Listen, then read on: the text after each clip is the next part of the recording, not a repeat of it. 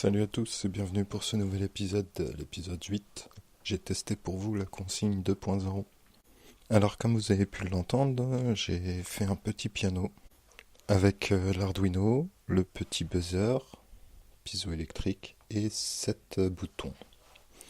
Donc voilà, l'intro a été faite avec ça. Vous remarquerez l'excellent musicien que je suis. Enfin bref, tout ça pour dire, j'ai reçu maintenant mes breakboards et je vais vous faire un petit retour là-dessus. Et comme je venais de le dire et que c'est marqué dans le titre, la consigne 2.0, je les ai commandés sur Amazon et je les ai reçus dans les Amazon Locker. Alors je vais me confesser, j'étais un peu surpris de la rapidité et du service que propose Amazon avec ce Amazon Locker. Donc, Amazon prend en compte la taille de votre colis, votre adresse, et on choisit la consigne donc, puisque le locker c'est ni plus ni moins qu'une consigne 2.0, vous proposez d'aller le chercher. Alors on peut suivre presque en temps réel le déplacement du colis, ça dépend de ce que vous commandez, etc. Mais le plus important c'est surtout la rapidité à laquelle on reçoit le code pour déverrouiller la consigne. Je m'explique. Le jour même, c'était il y a une semaine à peu près, je reçois le code, donc je vais à ma consigne. J'ai à peine eu le temps de mettre le colis dans le sac que j'avais prévu pour récupérer, que j'ai reçu l'email de confirmation déjà, ça m'a surpris, comme quoi j'avais bien retiré le colis à la consigne. Donc voilà. Pour la petite blague, j'en avais commandé deux dans deux lockers différents. Alors ça va me permettre de vous donner une petite astuce aussi là-dessus, du moins pour ceux qui n'ont pas encore commandé dans ces consignes. C'est d'avant de commander, vérifiez bien l'état de la consigne. Dans le sens où le côté accessibilité. La première que j'ai faite, elle était pleine de boue, il n'y avait pas de passage, enfin il n'y a que de la terre. Comme j'y suis allé un jour où il pleuvait, le terrain était boueux. Donc voilà, pas forcément top si on est en petite basket ou mesdames si vous êtes en chaussures fines, c'est un coup être tout sale.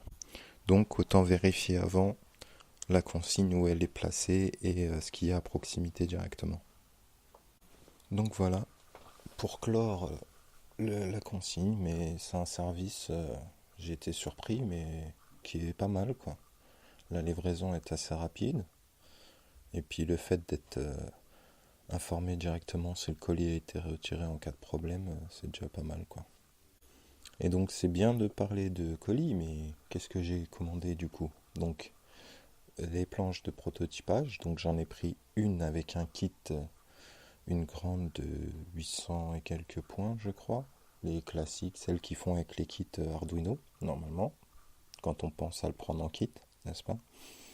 J'en ai pris 6 petites qui font 1 pouce de hauteur à peu près. Donc voilà. Bon, elle est pas mal pour des circuits vraiment très petits. On peut les assembler les unes avec les autres. Par contre, les points sont pas tout à fait centrés par rapport au trou. Enfin, ce qui permet de mettre le pin ou le câble pour faire le prototypage dedans. Sur certains, ils sont pas très bien centrés. Forcément, c'est fait à la chaîne et donc voilà, il y a quelques petits ratés. Donc si vous voulez faire ça avec des enfants, penchez plutôt vers les grandes circuits. Ou du moins, il faut prévoir un certain temps à l'avance pour essayer de les remettre tous en face des trous et voilà. Donc j'ai commandé 6 petites breakboards donc en 17 points. Voilà. Ce qui fait des lignes de 1 à 17 et les colonnes de A à J. Voilà. Et donc du coup, avec le kit, j'ai pris aussi un autre kit de LED avec 350 pièces de LED. Je les ai prises chez le vendeur Illigo. E-L-L-E-G-2-O. Voilà, c'est bien. Par contre, le seul problème, c'est que sur la photo, il nous montrait que les LED étaient de différentes couleurs. Enfin, qu'elles étaient teintées, quoi. Le rouge, elle est vraiment rouge, la bleue, etc. Alors, une fois arrivé, surprise. Alors, deux choses. La première, c'est qu'elles sont toutes transparentes, n'est-ce pas? Vous avez des 5 mm et des 3 mm. Donc ça, c'est plutôt pas mal, selon les projets que vous avez, etc. Tout est bien référencé, dans le sens où, par exemple, je vais prendre la LED blanche. Donc la LED blanche de 5 mm, il y a 30 pièces. C'est entre 2,8 volts et 3,2 volts. Et c'est pour 30 mA. Voilà, par exemple, tout est bien expliqué, etc. Le seul petit problème, et encore, hein, on va vite s'en apercevoir, c'est le listing par rapport au LED. Je m'explique. Sur la boîte, on reçoit ça dans une boîte de rangement classique en plastique. Par contre, le listing est inversé. Je m'explique. Vous avez sur le haut de la boîte, quand on l'ouvre, les différentes LED, à savoir 10 pièces de LED ultraviolet, 10 pièces de LED RGB avec l'anode commune, 10 pièces avec toujours en RGB mais avec la cathode commune cette fois-ci, pareil 10 pièces. Et vous avez ensuite les RGB en fast flashing, donc qui changent de couleur rapidement, mais juste avec deux pins, donc le plus et le moins, et juste à côté après en slow. Pareil, et là par contre c'est en flashing slow, donc ça change de couleur lentement. Seulement voilà le problème, c'est inversé. Sur mon schéma par exemple, les LED UV, elles sont tout en haut, donc dans le premier rangement. C'est pour faire simple en fait, dans la boîte, vous avez une boîte de 3 colonnes, d'une colonne de 3 et des lignes de 5. Et donc sur la première colonne, là, si on suit le schéma, enfin le listing, les premières LED qui sont donc dans la première colonne de la première ligne, ça serait des LED UV qui font 5 mm de diamètre et il y a 10 pièces. Alors la blague, c'est qu'en fin de compte, tout est inversé. Je m'explique. La première ligne, la première case donc, du coup, c'est pas les LED UV, mais les blanches en 3 mm. Les LED blanches qui sont inversées. Donc en fait, il faudrait limite retirer le carton où il y a le listing et le mettre dans l'autre sens. Mais du coup, enfin le lire à l'envers. Dans le sens où on prend et avec les couleurs, en fait, on tourne. Mais du coup, on ne pourrait pas lire les schémas. Donc voilà, c'est un petit détail. Et en fait, je me suis aperçu de ça avec les RGB classiques, qui sont les LED avec 4 branchements, en fait, pour ceux qui ne connaissent pas. Et donc, vous avez là dans les mains, j'ai la cathode commune, qui est donc la plus longue. Et donc, du coup, bah, la cathode, elle est censée être en premier en haut, et en fin de compte, elle est tout en bas. Heureusement qu'il y avait que celle-là, voilà. Sinon j'aurais dû utiliser la bonne vieille.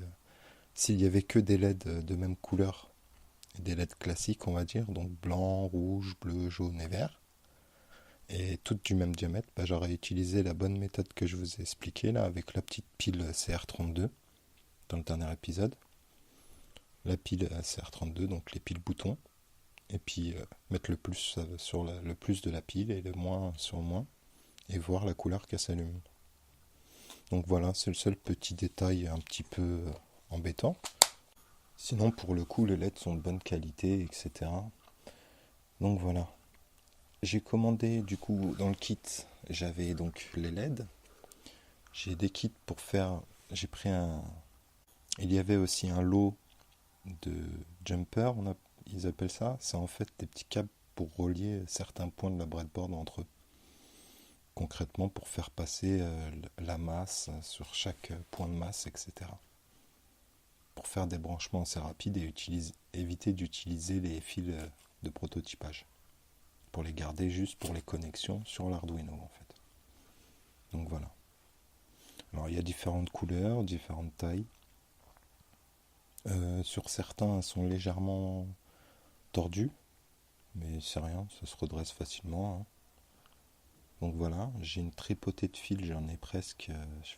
Les câbles donc du pont classique mâle-femelle, j'en ai une quarantaine. Parce qu'en fait, j'ai pris plusieurs kits en fait. Donc du coup, il y avait le premier, celui-là. Donc quarantaine mâle-femelle, j'en ai des mâles-mâles, j'en ai des femelles-femelles pour faire les connexions. Du coup, je suis passé à 60 pins cassables, donc pour faire différents projets, soudure, etc.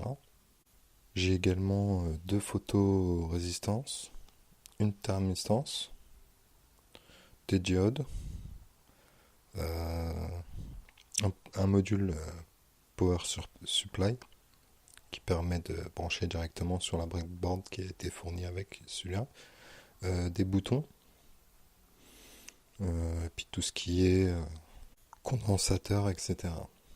Donc en condensateur électrolytique, j'en ai 10. J'ai aussi 10 condensateurs céramiques, enfin 20 mais 10 de chaque capacité. Donc 22 picofarads et 104 picofarads. Donc voilà, j'ai un potentiomètre de précision et deux microcontrôleurs. Donc voilà, on va pouvoir continuer à avancer, tester. Alors pour le coup, ça vient aussi des LEGO, bien que ça soit un autre kit différent. Celui-ci s'appelle le kit d'upgrade Fun Kit Upgrade électronique. Donc voilà, chez LEGO aussi. Un petit détail, par contre, une fois ouvert et que vous avez sorti les différents éléments, il va vous falloir une autre boîte pour pouvoir les ranger. Forcément, tout ne rentre pas comme il faut dedans. Mais à part ce petit détail, comme j'ai dit précédemment, c'est de bonne qualité quoi. Sur tous les câbles par exemple, un mal j'en ai eu qu'un qui s'est décollé. Mais ça se voyait, il était déjà tordu et puis il était collé avec un autre. Donc voilà, c'est pas grand chose, sachant que j'en avais plein d'autres. Donc du coup les résistances, j'en ai je ne sais combien de différentes capacités. Pour le coup, je vais faire une photo puis je la posterai sur Twitter de tous les éléments que j'ai là en ma possession pour le moment. Je vais essayer de faire une photo propre qu'on puisse distinguer un petit peu. Ça sera beaucoup plus parlant. Donc voilà. Mon Twitter est dans la description. Bah, comme d'habitude, hein, n'hésitez pas à commenter, donner votre avis. Vous pouvez me répondre par mail directement dans l'épisode. Si vous m'écoutez via YouTube, iTunes, bah, des petites étoiles, des petits commentaires, ça fait toujours plaisir. Et puis je vais finir là en vous souhaitant une agréable fin de journée, ou de soirée, ou début de matinée, en fonction du moment que vous m'écouterez. Et puis d'ici là, faites des choses que vous aimez, partagez. Et voilà. Allez, à plus.